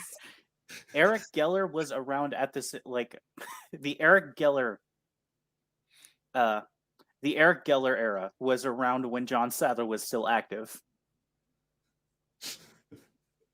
Boomer knowledge. Oh man, I'm such a boomer. I've been in this since 2014. That was 8 years ago. We've been in the trenches for a long time. If Dylan sells the couch, ban him from the Discord. I'm not going to sell this couch. I'm just going to throw it away when I move out of this apartment. You better not. It's an artifact. It's important history. Dylan, we need to auction it off for Twin Sons money. Oh yeah, speaking of Twin Sons, we did a stream yesterday where we bought books. So Joe, go check it out. There's like 10 views on it. Yeah, give it a watch. It's a lot more. It functions better than this one, where I'm just spitting facts and Dylan's denying things. But seriously, you have to sell it like a charity event. We have people in the chat; they would pay for it. Who is going to buy this? I will buy it. In the comments, Jacob Ayers, Cody Sparks, we have Magnino Alex. They all would buy it. I would buy it if I had the money. If you would ship it to Germany. It's a couch. Dude, I'll take a barge. I'll go on a fucking barge with the piss couch. No, like, you meet me in France and we'll drive. We'll put it in you have like a smart car, right? We'll tie it to the top. Then the car isn't gonna drive. The couch is probably heavier than my car. Noah has the tiniest car I think I've ever seen a human being drive. Yes, literally a two-seater. 2 people fit in. Thin people, not fatsos. No.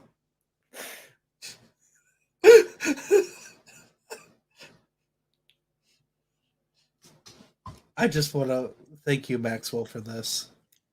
The last item in Chris Nelson's collection. We need to talk to Joe Bongiorno and change the background of Star Wars Timeline.net so it's the piss couch. Actually, someone in the comments, I need you to design a shirt that has top half Dylan, bottom half piss couch, and it says, "I'm the real John Sadler" on it. I need this made. Oh, thank you. This is a great. I need Chris Nelson to purchase it and then, with a straight face, do a promo video on it. You know, You know- I wanted to make a documentary about EU fans, but I want to change it to the Piss Couch. A Star Wars Legends podcast documentary. Oh man. Okay, you know what? Fuck it. I'm gonna change the banner on my YouTube channel to the Piss Couch. I just need a good picture. Dylan, move the camera a bit. Okay, I need the full view. I'm gonna take a screenshot. And I we hope need I to can put it in. contort your top half body. Why? We need. Fine, I'll leave, and you can just talk to the piss couch. No, you have to position the camera a bit. I need a better view of the couch. Dylan, Okay. why is your house a mess? As we look at mine, which is a fucking mess too. Okay, I took a picture of it. Title it Piss. Saved. But someone, I need you to draw Dylan as a centaur couch.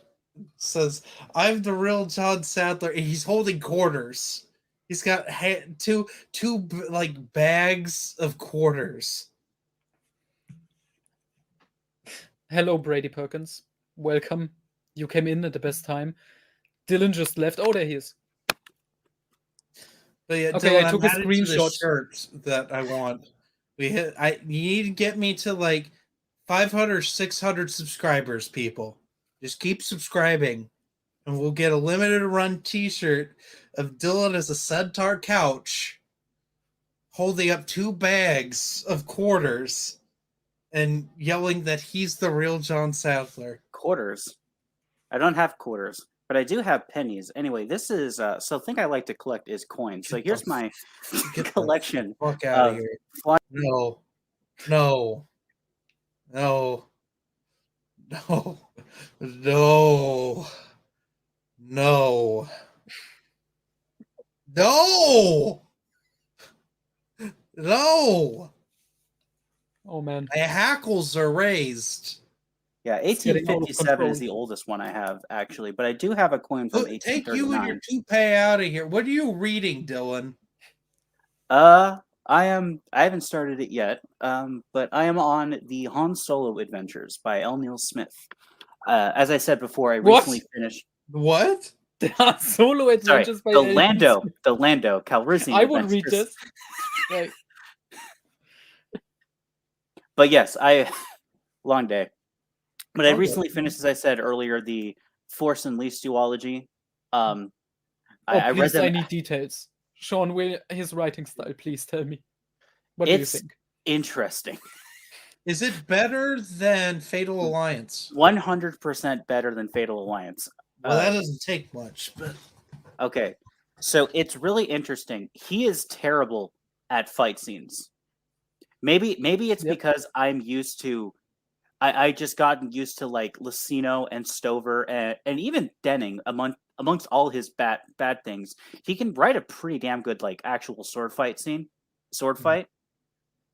But like it's weird reading a novelization, and I talked about this on the Twinston stream yesterday, where it's like because that it's an action game, and it's an action game with a lot of boss battles, right? So it's weird getting to like the Ram Koda fight, and then in 3 pages it's over.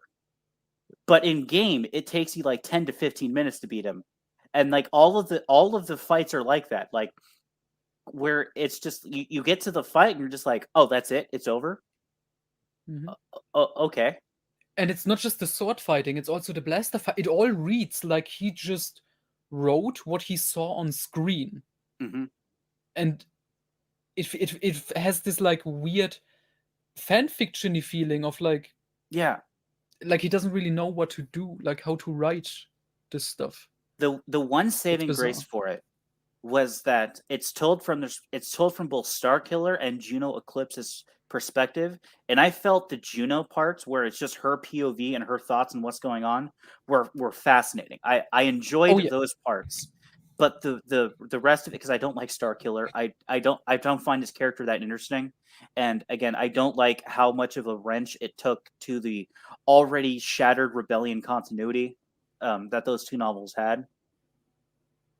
But Juno was great. I enjoyed Juno, and I joined her perspective on things. Yeah, she's the best part of Force Unleashed 2, the book. Because Mhm. if that was like a novella or something just focused on her working for the Rebel Alliance, it would be so much better. Because Mhm. the Starkiller story is such garbage in that Yes. book. Oh yeah. Well, they made Force Unleashed to make a game engine. That was Force Unleashed's point. But at least it had the facade of a story Mhm. that tries to do something. And then But you it's have bad. yeah, a it's bad, bad but it tries to do something. But then you have Force Unleashed 2, which is like, oh my god, our game was successful. We have to make a sequel. Oh shit, we killed the main character. We bring in a clone. What is the story? He wants his girlfriend back, so Mhm. he's gonna look for her, and that's But the is he story. a clone? We don't know he's a clone. But Yeah. they gaslight you all throughout the movie. It's like, I don't know, maybe he's not a clone. They keep saying he's not a clone. But no, he's a clone. Stop. Hmm.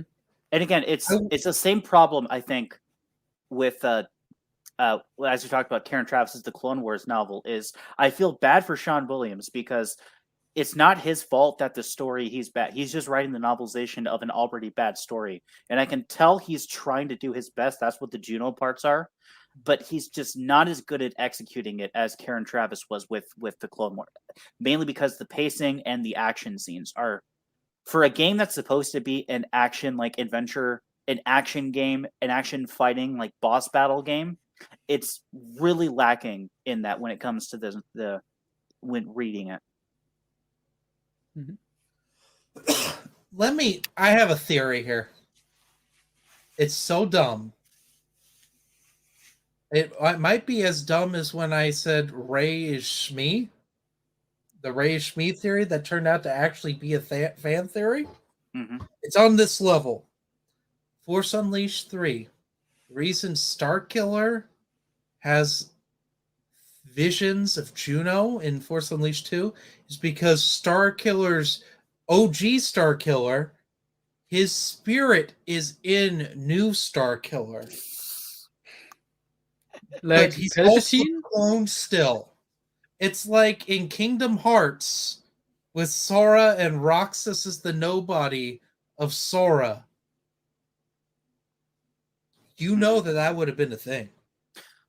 Oh, another thing. This pissed me off about the first one, which they got right in the second one, was that, and you've talked about this, Jeremy, when someone stands toe to toe with Darth Vader when they shouldn't, and that's Starkiller at the end, because Starkiller basically, I'm okay with Starkiller beating Vader because he is much more powerful in the Force as Vader. But Vader is a far superior duelist in every aspect. And in the first novel, he beats Vader with his dueling skills, which completely took me out of it. It's like, no, there's no way Starkiller. And in the second one, it's almost like Sean Williams realized his mistake, because the second one, when he escapes, he's like, the Starkiller clones realize, oh, I can't beat him in a sword fight. He's better than me than anything else. The only thing I can do is like force lightning, because that's his one weakness, and that's how he escapes, and that's how he beats him at the beginning and the end of it. But in the first one, it's like, no, I just like got past your guard because I'm a better sword. Like, no, you are not a better swordsman than Vader. Vader is the king of that era of swordplay. Mhm. Is it as bad though as Ferris Olin holding his own against Vader? No, because I guess because Starkiller is at least trained in combat, and that's like his main thing is combat. Mm-hmm. But it's still. Or Ahsoka fighting Vader. Oh God. I know that's a new canon. I think Ahsoka's the most OP. Ahsoka's Krokruk. And you're doing a disservice to Kukruk. Leave Kukruk alone. He's awesome. But Filoni thinks that Ahsoka is the best thing that's ever happened to Star Wars. And he had to save her with time travel. Yes. Even though in season 2 it's clear that she's wandering around by herself at the end and survived. Dave Filoni contradicted himself. What a shock. It's like in Bad Batch, which when is Bad Batch set? Is it like a couple of months after Revenge It's of the during Sith? Order 66. Oh, okay, because I remember this. It has Tarkin in it, and he looks like New Hope Tarkin, Yes. which he doesn't do in TCW, which takes place like 2 weeks earlier. Yes. He aged differently. Well, then he goes to looking like a Mars Attack alien in Rebels. Oh god. Yeah, and then he looks like a CGI recreation of a human being in Rogue One, and then he looks like Peter Cushing. That's how Tarkin's age. You know. They also have weird old man six-pack abs and get in knife fights. Oh yeah. What is it with But canon that was a making- dream sequence that Tarkin had in a comic. Why is the Disney canon trying to make Tarkin into this big thing and a sex symbol? That Peter Cushing Is is a handsome man. This is they're because they're eventually going to bring Dala into canon, and they want to make that like they want to make it look like Tarkin is actually a desirable person to be with, to make that actually make a little more sense than it did in Legends. Oh man. I'm convinced at first, like 2015-ish, they wanted Tarkin to be the new Thrawn before they brought Thrawn back. And they wanted Admiral Ray Sloan to be the new Dala. Yeah. But they did nothing with Ray Sloan. Mhm. I mean, she was in like 5 books. What is the 5th? I know she's in the Aftermath trilogy, but she was introduced in New Dawn by Miller. She's What in else is she? Phasma. Oh, okay. She's referenced in Phasma. Isn't she also in the Battlefront game? Yeah, because she's in the Battle of Jakku. Yeah. Which is going on in the last Aftermath book. The most boring of the Aftermath books. Maxwell, is it true that Dala slept with Tarkin? Yes. Yes. It's also She also explored slept a with little bit Boba more. Later, she also slept with Boba Fett. She slept with this guy who worked for the terrorist in Planet of Twilight. She slept with Admiral Buatu, the Boffin. She's also a furry, obviously. And Hey, she's in good company with Jansen. Let's Jansen bang the Both and Requiem for her rogue. oh man, Corrin did a Salonian. yeah, the famous confirmed. chapter. Yeah, that's confirmed in I think like Wedge's Gamble, I think. Yeah, he talks about it for like 10 pages and how he got an STD because of it. I mean, Because he's giving Gavin Darklighter, a little kid, like romance. Oh yeah, because Gavin had a relationship with what's her name? Who was on another Bothan that was on. Her name started with an A, I remember. Okay, I want to digress here into a I'll call it a Tristan topic. Mm-hmm. What Star Wars species are acceptable to bang? Why? I want to make this clear because Tristan loves his Twi'leks, as do I. I'd bang a Twi'lek if I were. So would George Lucas, as we know. Yeah, exactly. So Twi'leks, Zeltrons, that's acceptable. If you want to break it down, the ones that are humanoid. Would you fuck a tree? Would you fuck Tira Sar from Republic? What? Yeah. What have I done? The only acceptable answer is whatever species Waru is. I mean, that's Luke. Yaddle.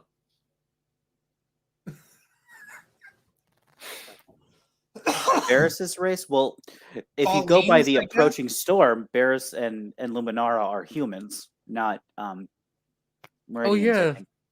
What? Yeah, that was weird. Are they really? Yeah. No, the approaching storm, Ellen Dean Foster writes it like Barris thinks of herself as like human, and he describes her as like humans, but they are not. Like it's a extremely close but a different species.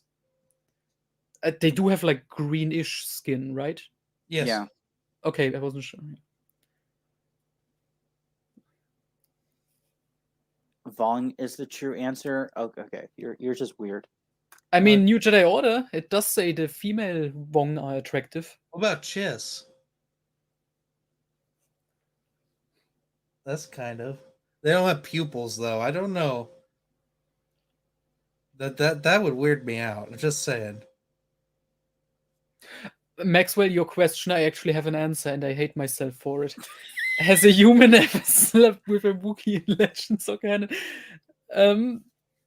Well, as you remember, in Legacy of the Force, Invincible, the famous novel by Troy Denning, he implies that Han Solo had a threesome before. And chances are high Chewie was involved in some way or another.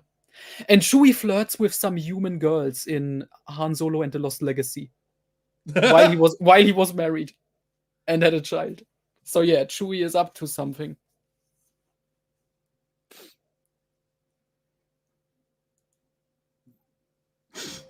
Trandoshan. It's Doshin? Oh Lord, we haven't even gotten to what Noah's reading. Noah, what are you reading? I'm reading the Legacy comics again for my reviews. I'm at Claws of the Dragon. Awesome. Ooh. That's a good arc. Yeah. As for me, I just finished Jedi Apprentice Book 2, The Dark Rival. I wanted to talk about this because I recently read Jedi the Dark Side, that weird comic series that is about Qui-Gon and Xanatos. I much prefer how Jude Watson handled the Xanatos backstory in Dark Rival. Dylan's not read it, I don't think. No. Throughout, like, every chapter in Dark Rival opens with a little bit about Xanatos and Qui-Gon, building up to what happens to him. But the comic adds all sorts of stuff in it, like towels in there for reasons. I don't think Jude Watson ever established the towel was involved in Xanatos and Qui-Gon's last mission in Jedi Apprentice, right, Noah? No. I didn't think I only so. vaguely remember the comic. But in the comic, they towels in it for whatever reason. And I talked about this. Yeah, I talked about this with Matt Wilkins. Wouldn't it have been awesome if you got like actual like a Jude Watson to write the comic backstory? Because to me, it comes across like they were trying to set up a bigger comic storyline of Yes. Qui-Gon adventures before Jedi Apprentice. Mhm. Because it's obviously it ends open, the Jedi the Dark Side. But apparently it didn't sell well. Oh, yeah, because Dark Horse was falling apart. They were shitting in bed with Star Wars. They couldn't, even when they had a good story, they couldn't market it properly. Yeah. And Legacy 2 is pretty good. They couldn't market it properly. Mm-hmm. They ruined all their good series. Knights of the Old Republic They ruined ended that. well with 50, and then we got War. Which War isn't a bad story, but it's not great.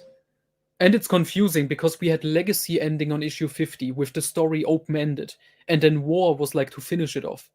And then I got to KOTOR, and I was expecting the exact same thing. 50 is an open ending, and KOTOR War is like the big final stuff. Nope, it's just a random extra story. Yeah, it's an extra story about how he gets involved in the war for some reason, even though the whole series he's like avoiding the war and wants no part in it. But he got drafted at the airport, okay? And then there's Jedi defecting to the Mandalorians. That's like the big thing. But it's not a big thing. Also, I may not be remembering this properly. Does Revan even show up in the KOTOR comics? Yes. he gets small cameos, and we get a backstory of how he got the mask, and he had this vision of You're right, yeah. Mandalorians killing people. We get more of Malek's backstory, which is great, Yes. by the way. The way Yeah, it's done. because he shows up. He actually meets Zane and the gang several times. Yeah, As, like, a because they reoccurring meet him on character. Flashpoint. Yeah. He decides to get extra tortured for what's her face, so she Jareel? won't. Yeah. Yeah. And then I didn't catch on till much later that was actually Malek. They were the same character, Malek. You mean near the end when he got when he's bald, he got the tattoos, and he calls himself Captain Malek? I never And his got real name KOTOR to work on my computer when I was reading the KOTOR comic, so I knew barely anything about KOTOR. Okay, and this I find funny. His real name is Alec, and then his alias is Malek. Genius. No one is gonna suspect Well, anything. that's John Jackson Miller having a laugh because KOTOR's a comedy Yeah, series. because his real name is Alex Squint Generissimo or something stupid like that. Mhm. But yeah, and quick to answer the chat. Alex, I'm gonna read Hand of Thrawn 45's Sword of the Jedi fanfiction at some point. I may even start this weekend, but I have to read Legacy, finish it, review it. That's the important thing, and then I will get to the fanfiction. But yeah, anyway, I think that's it. I think we're finally done. Yeah, unless there's some big Star Wars news we have forgotten about. Well, the Ahsoka series is coming out. When? I don't know. I think they finished filming it. I don't care enough. I know the Cassian Andor show came out, and none of us have seen it. Oh, I think I saw they casted like an actual actor for grown-up Ezra. I was gonna say Ezra Miller, Ezra Bridger, whatever his name is. Yeah. Looks fine. Whatever. Which means we're gonna get Thrawn live action. We'll get live action Thrawn. We'll get live action Sabine, live action Ezra, and personally, I think there's a flashback with Maul too. Like, because I think Ray Park was in the Maul paint again. But that was a while ago. I don't know what that was about. I personally just don't. I don't get why we have Ahsoka still. Because Filoni is in charge, and she's a popular character that everybody loves. So now she's in everything. She's in Tales of the Jedi. Well, yeah, we have to get baby Ahsoka. If we can play story, we can play this game. If it was imagine it's 2012, and I tell you all of the stuff that has happened since. Hey, the sequels are gonna be a remake of a mishmash of Dark Empire and the Jedi Prince books. Ken Palpatine is now a female, and she is the true chosen one. And then I tell you, oh, we're gonna get an Ahsoka show. She's gonna show up in everything. She's gonna fight Darth Maul. She's gonna be the main character of Tales of the Jedi. You would fucking call me crazy. And people accept all of this. We don't. Yeah, but Star Wars fans are dumb. I've been saying this for a long time. We're all neurotic weirdos, but like the Disney fans, I don't know why they accept what they accept. Yeah. I don't get it. Like, it's just... I mean, we are fanatics. Like, I love the Expanded Universe. I fucking hate a lot of it. Like the Denningverse, obviously. But it's so weird. The people who don't criticize the stuff they love. They just accept all of it. It's so weird. And to me, I honestly, the only time Star Wars has ever really gotten TV down, Gingy Tartakovsky's Clone Wars. I mean, you're forgetting the holiday special and droids and Ewoks. I don't think droids and Ewoks are good. especially Droids. Droids is a particularly painful to watch. Yeah. If Anthony Daniels wasn't voicing C-3PO, it would be unwatchable. But Ewoks is not good. The Ewok movies aren't particularly good. I appreciate what they are. They are neat. They are a neat time capsule of history. It's one of the last times I think the stop motion was used, like unironically. Hmm. They're really well made TV movies, but I wouldn't consider them good. And for some reason, they played in cinemas. Well, one played in cinemas in the UK. They never, not in the US.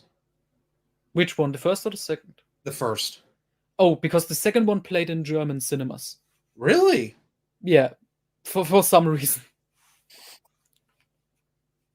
The second one's where they got the budget cut.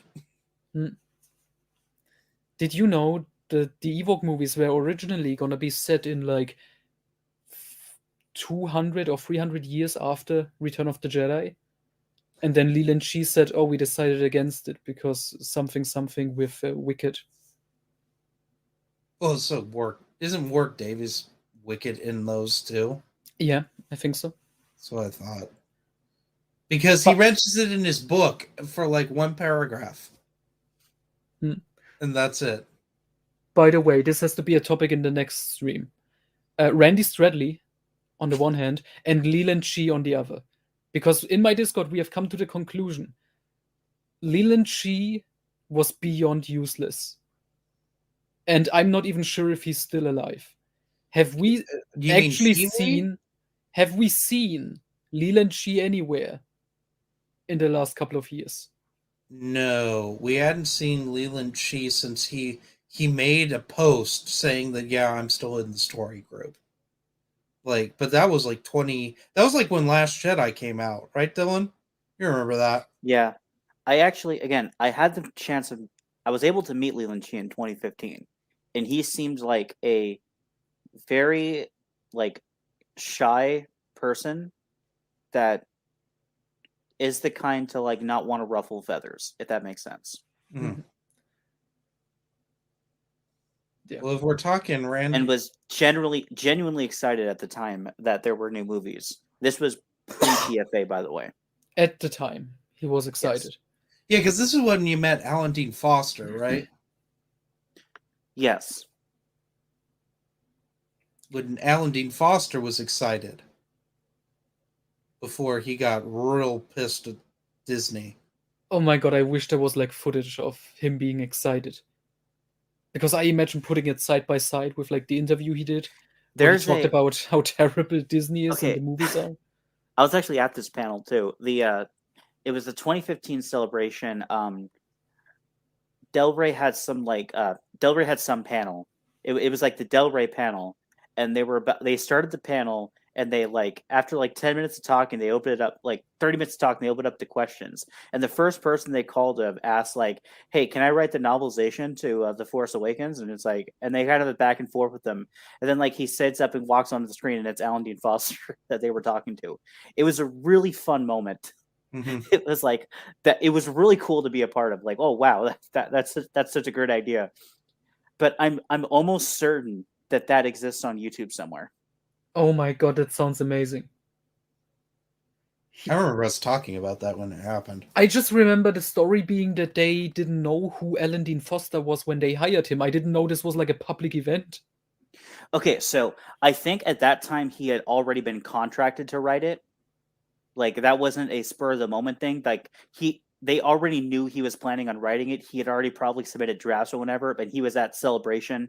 He had been invited to Celebration to be one of the authors there already. So they had just hey, we know you're going to be writing this book, so we're going to plant you in the crowd, and then we're just going to have this bit, and then you're going to come on stage and do this. I'm pretty sure that's what happened. But I think both of those stories are correct, that they didn't know who he was, and then they got him on, and then they did the bit at Celebration, I think is what happened. And then they realized, oh, this is the guy who wrote the first Star Wars book. Yeah. That's genius. Well, Del Rey knew, because it was the Del Rey panel. Mm-hmm. Going back, have you guys heard his his ideas for episode 9, his treatment? I just know what he said about his Force Awakens novelization, what they forced him to cut out, and I know he wrote a fan fiction-y screenplay thing. Yeah, with where Rey was a cyborg Hmm. and didn't know it, and that's why she could communicate with droids, because that irritated the shit out of him. It's like, why does she understand R2D2 and BB-8? And he was trying to think logically when writing the Force Awakens novelization. He was like, yeah, okay, there's probably going to be a romance between these characters, and he wanted to explain Starkiller Base because it's a fucking retarded concept, more or less. That's what he said. It made no sense, is what Yeah. it literally, when he got what they described it as, he said, this makes no sense how this would even work. And so he like literally went and studied black holes and stuff, and like went all interstellar on it, and like tried to figure out how, because it goes into detail on how Starkiller Base works. It's the best part of the book. This honestly makes me kind of want to reread his novelization of Force Unleashed, Force Awakens, just to see how hard he tries to save it. It's so interesting having read so many novelizations. I feel so bad sometimes because it's like I can tell you are trying so hard to make this work, but it's just not going to work. I'm so sorry. The script you were given was terrible. Well, the thing is, a great novelization writer will be able to write around it. David Morrell's Rambo books, the Rambo sequels, are so much better than the films. Like, it takes a certain type of author to really understand and be able to write around a bad script. And Alan Dean Foster, he's written so many of them. Not all of his novelizations are great, I'm not saying that, but sometimes he really can nail down a screenplay and what needs to be there and what he can add to it to make it work better. Like his novelization for Alien is fantastic. Mm-hmm. His novelization for The Thing? I've never read that because it's really hard to find in the US. It's good. I mean, I like the Force Awakens novel. The only thing I don't like is he kind of gave up while writing it, and the last, from Han Solo's death to the end, is 10 pages. Really? Yeah, it's really short. Oh, now I have to reread it. Unlike The Rise of Skywalker, where they claimed that it was an expanded edition and it was just as long as The Force Awakens. But that had stupid crap like Leia doing a no-hand handstand. And that's the big one. Oh, that she like talked to Yoda through the Force, I think, is in that, and she talks to Obi-Wan and Anakin. Okay, why would she talk to Yoda and Obi-Wan? I understand Anakin, but why the other two? Because that's dumb. And because Yoda showed up as a Force ghost in Last Jedi. Which, what I always wondered, that was a problem I had with Last Jedi. I know why they chose Yoda. It was to surprise Mark Hamill because he was fucking miserable making that movie. And they wanted he and Frank Oz became really good friends during Empire. There's a great scene in the making of where like Frank Oz shows up on set and they have the Yoda puppet and stuff, and that's adorable, but like, I don't know. I always thought it should have been Anakin. I think that would have worked better. And get some prequel fan service in there with Hayden. But they weren't good at J.J. Abrams, and Rian Johnson would have never allowed that. Yeah. Especially J.J. Abrams wouldn't have allowed that because prequels can't exist. Yeah. Instead, we got a shitty-looking Yoda puppet. Which, not as shitty as the Phantom Menace Yoda puppet. I was actually gonna say, is it better or worse? Because I'm legitimately not sure. It's better. Not by much, but it's better. I'm not sure. They're both really bad. Yeah, but They're both half-assed. I don't know. The one in Last Jedi looks like a replica you would sell at a store, if that makes sense. Yes. But the Yoda one in Phantom Menace just looks weird. Looks It wrong. does look weird. I think it's because they try to make him look somewhat younger, which is strange because he's 900 anyway, and 20 years is nothing for him. That's why they CG'd over in the re-release. Yeah. But anyway, I don't know. Rise of Skywalker's novelization's horrible. Last I've heard Jedi's novelization also horrible. And that's by Jason Fry. And it's still bad. It's a terrible rock, paper, scissors scene with Rose and Finn. actually, like, Yeah, but they have Star Wars names for things. Jesus. Okay. That's in there. There's a whole weird dream sequence in the beginning where Luke's married to Cammy. Oh yeah, I've heard about this because He people were never left that. theorizing. Because people back then were like, "Oh my god, is this gonna make Mara Jade canon? He had a wife, she died." Blah blah blah. No. No, I remember that. And then Shannon McRandall was mad because it wasn't Mara. Do you remember that, Dylan? She Mhm. should have been happy Just that it like, wasn't her. she's just, I don't know. Shannon McRandall is a unique human being. I like her. I think she's funny. Yeah. And she's been really appreciative of like twin sons and stuff. I don't know.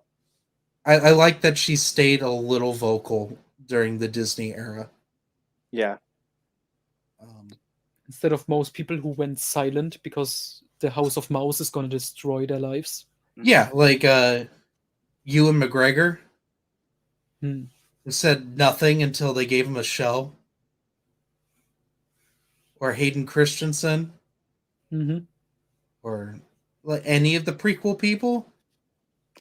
I mean, Mark Hamill tried to warn us. There's a 30-minute compilation clip of a compilation of all the times he was like, "Well, you see," and then he went back. If up I at once say those- if I say any more, they're gonna cut off my head and throw it right in my face. Mhm. That's my and that favorite quote of his. no, my favorite quote is when he goes on that like it's not a good where he goes on that speech where he's like talking at like so like a reader where it's like it's not important if it's a good story, it's important if it makes money, and then he goes Oh, on yeah. and flat out for a while and he's like, and I just realized that this is being recorded and like he stopped like wait Doesn't he even compare it to the Transformers movies? yeah That's fucking savage. And like Harrison Ford didn't care. Yeah, I mean they dragged him out of bed to film a scene in episode 9. You know, when he's drunk Oh, and yeah, I he's was a shocked he ghost and was he there. talks to Kylo and he's unshaven, like he looks like shit. Well, yeah, because he was getting ready to film Call of the Wild. Is that the reason he wasn't clean shaven? Because he think was filming so. I They didn't legitimately want was to CG his thinking, face. They didn't want to do the Henry Cavill mustache CG, remember? Like they did in the Justice League reshoots. But I yeah, just no, imagined he just refused, like, just out of principle. I'm not gonna shave for this. no, God no. I'm so worried about the new Indiana Jones movie. It's gonna It's suck. oh yeah, it's going to be bad. when is it coming out, because he only signed on to do Force Awakens on the stipulation that they would make an Indiana Jones movie. It's been like supposed to come out 7 next year. years. Oh, Pixies joined us. Oh yes. Oh, this reminds me, someone leaked the trailer for Indy 5. There's one shot in it. It looks like Indy is like flying in the Millennium Falcon. I think it's like a bomber or something from the real world, but it looks like the Millennium Falcon cockpit. I don't Do you know. want to see the picture? I have it right here. Yes. Okay, let me see if I can. It's supposed to come out next year, but they haven't released a title for it yet. What are you doing? Ah, there it is. It's small, but maybe you can see something. Oh, that is peculiar. Huh. Weird. I don't know. Anyway, I think I need to call it there. The girlfriend called. And your cat is running amok in the background. Oh, they've been feral. It's feral girl hour. They've been chasing each other this whole time. I'm surprised you haven't heard all the Pull up the crashing. cat and put it in the thumbnail. That'll get us like 3 times the views. Oh, Now she's yeah, behind the desk. Pixie. Pixie's a butthead. If I try to pet her, she's gonna swat me. It's like having a spicy meatball for a pet. And then the other one just climbs up everything.